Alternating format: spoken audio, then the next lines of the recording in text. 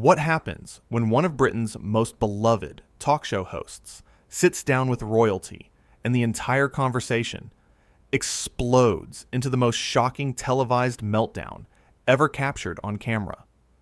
It only took one comment about privilege to turn a routine celebrity interview into an absolute catastrophe that ended with security escorting a guest off the set while cameras kept rolling. The Jonathan Ross Show had seen its fair share of memorable moments over the years. Celebrities promoting films, musicians performing their latest hits, the occasional awkward exchange that made headlines the next morning. But nobody, and I mean absolutely nobody, could have predicted what was about to unfold when Meghan Markle walked onto that stage. The audience was buzzing with excitement. This was supposed to be a friendly chat, the kind Jonathan Ross had perfected over decades of broadcasting. He greeted her with his trademark warmth and humor, welcoming her to the iconic sofa that had hosted everyone from Hollywood A-listers to political figures. The first few minutes seemed perfectly normal, pleasant even. Jonathan opened with a softball question about adjusting to life in the public eye. Standard talk show territory. Meghan smiled and began talking about her experiences, her voice steady and composed. The audience listened politely.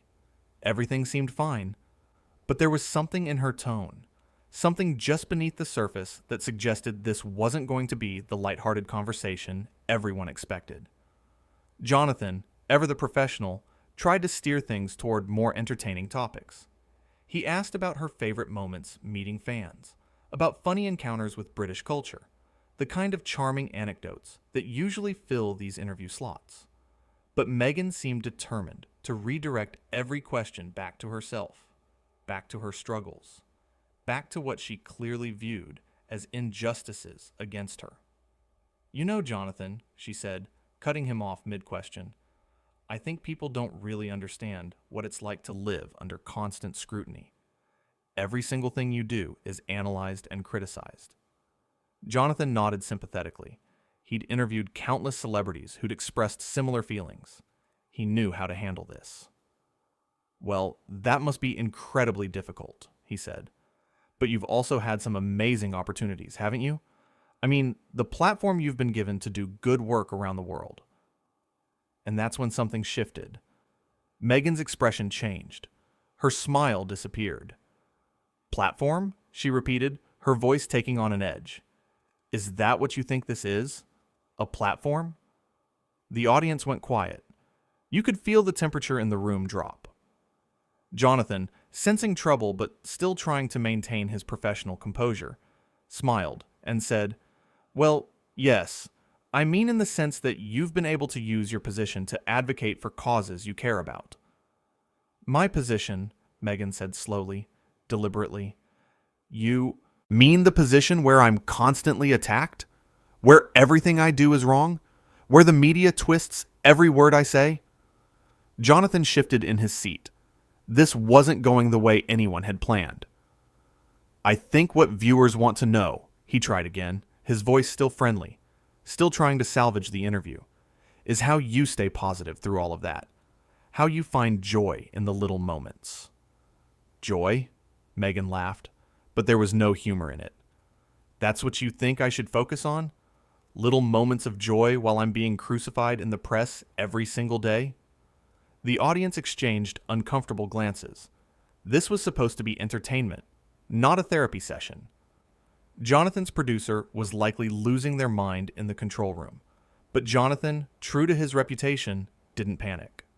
He took a breath and tried once more to redirect. "Look," he said gently, "I understand you've had a rough time with certain sections of the media. No one's denying that, but you're here tonight because people want to hear from you directly. They want to connect with you. So maybe we could talk about something that makes you happy? Something you're excited about?" Meghan stared at him for a long moment. The silence was deafening. Then she leaned forward. "You know what, Jonathan? I don't think you do understand. I don't think anyone in this room understands what I've been through. Sitting there in your comfortable studio, with your comfortable life, asking me about joy and happy moments like any of that matters when I've been systematically destroyed by this country. The audience gasped. Jonathan's eyebrows shot up. "Now hold on," he said, his tone still measured, but with a firmness creeping in. "I think that's a bit unfair. I've been very respectful to you this evening." "Respectful?" Meghan shot back. "You're just like all the rest, pretending to care, pretending to understand, but really, you just want me to perform for you, to smile and be grateful and act like everything's fine." Jonathan took a visible breath. You could see him weighing his options, trying to decide whether to push back or let it go. He chose diplomacy. "Meghan, I genuinely don't know what I've said to upset you. I've asked you perfectly reasonable questions. The same questions I'd ask any guest on this show." "Exactly," she said triumphantly, as if she'd just proven some grand point. "You treat me like any other guest, like I haven't been through hell, like my experience is just another celebrity story for you to mine for entertainment." The camera caught Jonathan's expression perfectly. Confusion mixed with growing frustration. He'd conducted thousands of interviews. He'd dealt with difficult guests before, but this was something else entirely. "What exactly would you like me to ask you?" he said, and there was the slightest hint of exasperation in his voice now. Meghan stood up. Just stood right up in the middle of the interview. The audience went completely silent. Jonathan looked genuinely shocked. "I don't think I need to sit here and be patronized," she announced. This was clearly a mistake. Jonathan rose to his feet as well, more out of instinct than anything else. "Patronized? Meghan, please, sit down. We can talk about this. If I've said something to offend you, that certainly wasn't my intention." But she wasn't having it. "Your intention doesn't matter, Jonathan. Impact matters. And the impact of sitting here, being treated like some difficult diva when all I'm trying to do is tell my truth, is not something I'm willing to accept anymore." "Your truth?" Jonathan said, and now his patience was clearly wearing thin. "Meghan, you've barely let me finish a single question. You've turned everything into an attack when I've been nothing but welcoming to you." "Welcoming," she scoffed. "You call this welcoming? Asking me to focus on joy? Suggesting I should be grateful for my platform? That's not welcoming, Jonathan. That's dismissive. That's exactly the kind of gaslighting I've been dealing with for years." The audience was completely transfixed now. This had gone so far beyond a normal interview that nobody quite knew how to react. Some looked uncomfortable. Others seemed almost excited by the drama unfolding before them. But everyone was watching. Jonathan ran a hand through his hair. "Gaslighting," he repeated. "Right. Okay. So asking you about positive experiences is gaslighting now. Trying to have a pleasant conversation is dismissive. Got it." "Don't you dare mock me," Meghan said, her voice rising. "Don't you dare stand there and act like I'm being unreasonable when you have no idea what I've been through." "I'm not mocking you," Jonathan said firmly, "but I am telling you that you're being incredibly unfair right now. I've done nothing wrong. I've treated you with respect. And frankly, you're being quite rude." That did it. Meghan's face flushed with anger. "Rude? You're calling me rude. After everything I've endured, after all the abuse and the lies, you have the audacity to call me rude for standing up for myself. Standing up for yourself." Jonathan's voice was louder now too. Not shouting, but definitely no longer trying to coddle her. "You're not standing up for yourself, Meghan. You're attacking me for no reason. You came on my show, you agreed to this interview, and now you're acting like I've done something terrible to you when all I've done is try to have a conversation." Meghan grabbed her microphone pack and started removing it. Her hands were shaking with rage. "This is exactly what I'm talking about. The second I show any emotion, any real feeling, I'm told I'm attacking people. I'm told I'm being difficult. Well, I'm done. I'm done playing this game." Jonathan watched her fumble with the equipment. You know what? He said, his voice steady now, almost calm. Maybe you're right. Maybe this was a mistake. Because a good interview requires two people actually listening to each other. And you've made it clear you're not interested in listening to anything except the sound of your own grievances. The audience couldn't believe what they were hearing. Jonathan Ross, always the perfect gentleman, always the consummate professional, had just called out his guest on live television, and he wasn't backing down. Meghan froze, the microphone pack dangling from her hand. "How dare you?" she said quietly, dangerously. "How dare you speak to me like that?" "How dare I?" Jonathan repeated. "Meghan, you've spent the last 10 minutes insulting me, insulting this show, insulting the audience, and acting like the world's biggest victim. At some point, someone needs to tell you that not everything is an attack. Not everyone is out to get you. Sometimes you're just being difficult." "Difficult," she said, her voice dripping with contempt. "There's that word. The word they always use for women who don't fall in line, who don't smile and nod and accept whatever treatment they're given."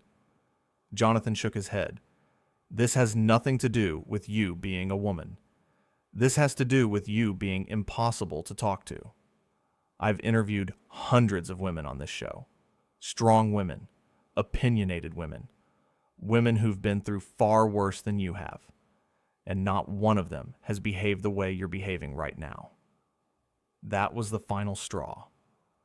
Meghan threw the microphone pack down on the couch. "I don't have to listen to this.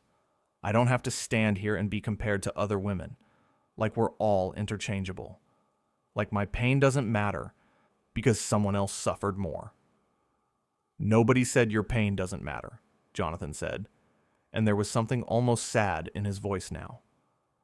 "But you can't use your pain as a weapon against everyone who tries to talk to you. At some point, you have to take responsibility for how you treat people." "Responsibility?" Meghan was nearly shouting now. "You want to talk to me about responsibility? When I've been hounded by the press, when I've had my every move scrutinized, when I've been called every name imaginable, and now I come here trying to share my story, and you tell me I need to take responsibility?" "Your story?" Jonathan countered. "Meghan, you haven't shared any story. You've just listed complaints. You've accused me of things I haven't done. You've made this entire interview about how persecuted you are. That's not sharing your story. That's playing the victim." The words hung in the air. Playing the victim.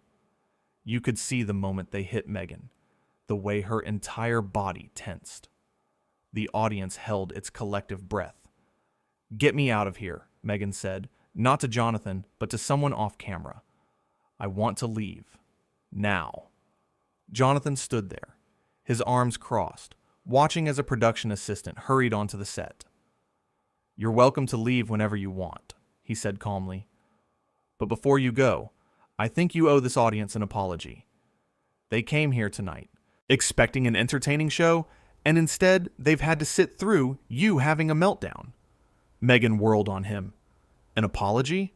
You think I owe them an apology? For what? For being honest? For refusing to play along with this circus?" "For being disrespectful," Jonathan said simply. "To me, to them, to everyone who's tried to help you tonight. You don't get to treat people badly just because you've had a hard time. That's not how the world works." "Oh, please enlighten me about how the world works, Jonathan," Meghan said with mock sweetness. "You, who've had every privilege handed to you. You, who've never had to fight for anything. Tell me all about how I should behave." Jonathan's jaw tightened. "I've worked incredibly hard to build this career. I've faced my own challenges. But I've never used them as an excuse to be cruel to people who've done nothing wrong. And that's what you're doing right now. You're being cruel." "Cruel?" Meghan laughed harshly. "You want to know what cruel is? Cruel is being torn apart by the media every single day. Cruel is having lies printed about you while you're powerless to stop it. Cruel is what I've endured, not what I'm dishing out to you in this pathetic little interview." The production assistant had reached her side now, trying to usher her toward the exit. But Meghan wasn't finished. She turned back to Jonathan one last time. You know what your problem is? You think you're one of the good ones. You think because you smile and make jokes and act friendly that you're somehow different from all the other people who've torn me down. But you're not. You're exactly the same. You just hide it better. Jonathan took a step forward. My problem? Let me tell you what your problem is, Meghan. Your problem is that you've convinced yourself that everyone's against you, that every question is an attack, that every interaction is some grand conspiracy. And because of that, you've made it impossible for anyone to actually connect with you. You've built walls so high that nobody can reach you, and then you complain about being isolated. You don't know anything about me, Meghan spat. I know what you've shown me tonight, Jonathan replied. And what I've seen is someone who's so consumed by their own narrative of victimhood that they can't see straight anymore. Someone who attacks first and asks questions never. Someone who's determined to be miserable because being miserable has become their entire identity. Meghan's face was red with fury. How dare you psychoanalyze me? You're a talk show host, not a therapist. You're right, Jonathan said. I'm a talk show host, and this is my show. And I'm telling you that this behavior, this attitude, this whole performance of yours, it's not okay. It's not brave. It's not truth-telling. It's just sad. Sad, Meghan repeated, her voice breaking slightly. You think I'm sad? Well, congratulations, Jonathan. You've officially joined the club of people who think they know better than me about my own life. I don't claim to know about your life, Jonathan said, his voice softer now, but still firm. But I know what I've witnessed here tonight. And it's not the media being unfair to you. It's you being unfair to everyone else. Meghan opened her mouth to respond, but no words came out. She looked around the studio, at the audience staring at her, at Jonathan standing his ground, at the cameras capturing every moment of her unraveling, and something in her seemed to crack. I can't do this, she said quietly, then louder. I can't do this. She turned and started walking toward the exit, the production assistant following, helplessly behind her. But Jonathan wasn't done. Meghan, he called after her. She stopped but didn't turn around. I hope you find peace. I really do. But you're not going to find it by burning bridges everywhere you go. She stood there for a moment, her back to him, her shoulders trembling. Then, without a word, she continued walking. The audience watched in stunned silence as she disappeared through the exit, the sound of the door slamming echoing through the studio. Jonathan stood alone on the stage, the empty couch beside him a stark reminder of what had just happened. He looked at the audience, then at the cameras, and for a moment he seemed at a loss for words. Then he took a deep breath and straightened his jacket. Well, he said, his voice carefully controlled. That was not how I expected this evening to go. A few nervous laughs rippled through the audience. Jonathan smiled, but it didn't reach his eyes. I've been doing this job for a very long time. I've had guests who were nervous, guests who were drunk, guests who were high, guests who fell asleep during the interview. But I have never, in all my years, had a guest accuse me of attacking them for asking basic questions. The audience applauded, a show of support for their beloved host. Jonathan held up a hand to quiet them. Look, I don't take pleasure in what just happened. I don't enjoy conflict. But I also won't be accused of things I didn't do. I won't be made out to be some villain for trying to have a conversation. More applause. Louder this time. Jonathan's expression softened slightly. I tried. I really tried to make that work. I gave her every opportunity to steer the conversation where she wanted it to go. But at a certain point, when someone's determined to be offended, when they're looking for reasons to be angry, there's nothing you can do. He walked over to his desk and leaned against it. You know what's funny? Before the show, my producers briefed me on topics to avoid, things that might be sensitive, and I followed every single guideline. I was careful, respectful, considerate, and still, somehow, I was the bad guy. The audience murmured sympathetically. Jonathan shook his head. I think what frustrates me most is that there was a real opportunity there. An opportunity for her to share her perspective, to connect with people, to maybe change some minds.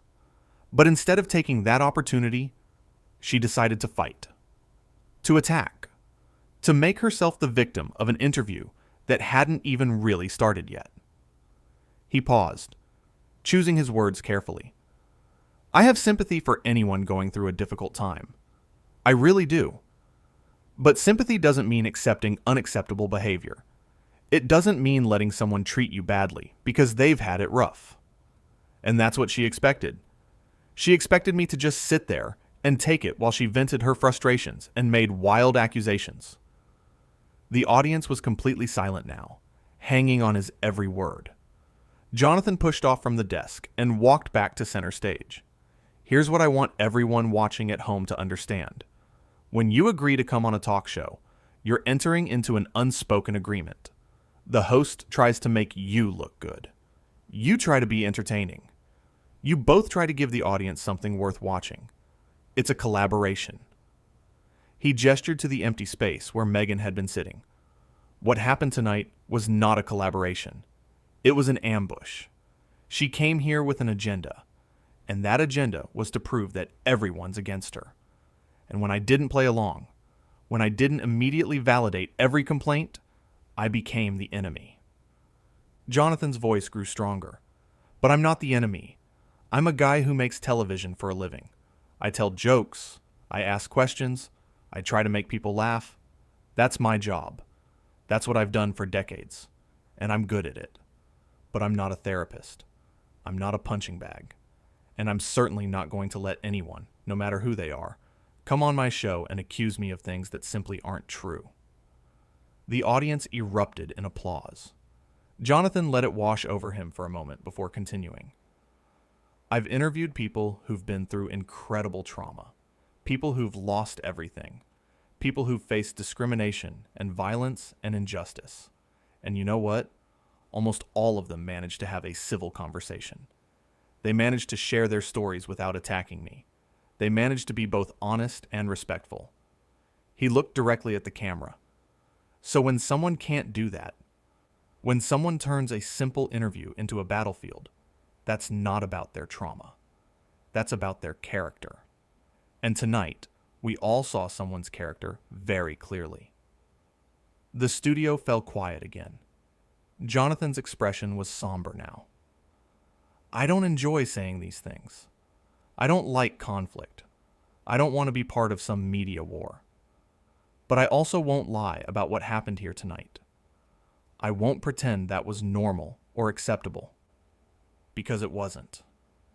He walked back to his desk and sat down. You know, my team is probably having a heart attack right now. They're probably trying to figure out how to cut this for broadcast, how to make it look less dramatic, how to protect everyone involved. But I'm going to tell them not to cut a thing. I want people to see exactly what happened. I want them to see how I tried to be kind, how I tried to be understanding, and how none of it mattered. Jonathan looked tired now, the weight of the confrontation finally showing on his face. There's a lesson in this, I think, about how we treat each other, about how we communicate, about how pain, no matter how real, doesn't give us permission to hurt others. That's a lesson we all need to learn, myself included. He picked up a pen from his desk and turned it over in his hands. I hope, wherever she is right now, that Meghan takes some time to reflect on what happened tonight. Not because I want her to feel bad, but because I think she needs to understand that the world isn't actually against her. Most people are just trying to do their jobs, live their lives, get through the day. And when you treat those people like they're your enemies, You create the very isolation you're complaining about. The audience was completely absorbed, watching their host process the bizarre events in real time. Jonathan set the pen down and looked up. I'm going to take a quick break. When we come back, we'll try to salvage what's left of tonight's show. We've got some other guests backstage who I hope, and I'm really, really hoping, will actually want to have a conversation rather than a confrontation. A few people laughed, breaking the tension slightly. Jonathan managed a small smile. And if not, well, I suppose we'll have a very short show tonight. But honestly, after what we've all just been through, I think we've earned it. He stood up and addressed the audience directly. Thank you for sticking with us through that. Thank you for your support. And thank you for understanding that sometimes, even in entertainment, even in what's supposed to be a fun evening, real things happen. Raw things. Things that make us uncomfortable. Jonathan took one last look at the empty couch. I invited a guest here tonight in good faith. I prepared questions designed to let her shine. I was ready to give her space to share whatever she wanted to share. And instead, we got whatever that was. But you know what? That's live television. That's real life. Sometimes things don't go according to plan. He turned back to the cameras. We'll be right back, hopefully with something a bit lighter. And if not, well, at least it'll be honest. Because if there's one thing you can always count on from this show, it's honesty, even when it's painful. The lights dimmed as they cut to commercial, leaving Jonathan standing alone on the stage, processing the chaos that had just unfolded. The audience sat in their seats, buzzing with whispered conversations, still trying to make sense of what they'd witnessed. And somewhere backstage, a door had slammed shut on what should have been a routine celebrity interview, but instead became one of the most shocking moments in talk show history. The producers scrambled in the control room, making frantic decisions about how to handle the rest of the show. The security team confirmed that Meghan had left the building entirely, getting into a car and driving away without speaking to anyone. And Jonathan, ever the professional, composed himself and prepared to continue. Because that's what you do. That's the job. No matter how wild things get, no matter how personal it becomes, the show must go on. And it did.